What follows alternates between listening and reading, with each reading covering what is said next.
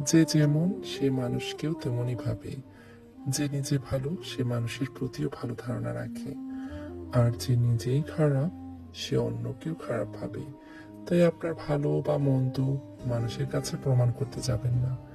নিজের গুণাবলী নিয়ে কারো কাছে গল্প করবেন না। মানুষ আপনার চারিত্রিক সার্টিফিকেট দিবে এমন আশাও রাখবেন না। শুধু সৎ থাকুন, সততার উপর ভরসা রাখুন, ভালো হওয়ার চেষ্টা করুন, ভালো থাকার চেষ্টা করুন।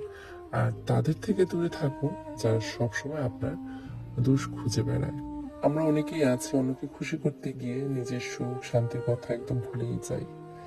এটা কখনোই করবেন না। অবশ্যই সবার সাথে সুন্দর ব্যবহার, সুন্দর সম্পর্ক রাখার চেষ্টা করব, কিন্তু প্রায়োরিটি ফার্স্ট নিজের। নিজেকে আগে সময় দিন, নিজেকে আগে ভালো রাখুন। এই ছোট্ট জীবনে কত মানুষের সাথে দেখা, কত মানুষের সাথে পরিচয়, কিন্তু একটা জিনিস আমি সবসময় মনে করি, পরিবার ছাড়া কেউ আপন না। তাই নিজের খেয়াল রাখুন, পরিবারকে সময় দিন।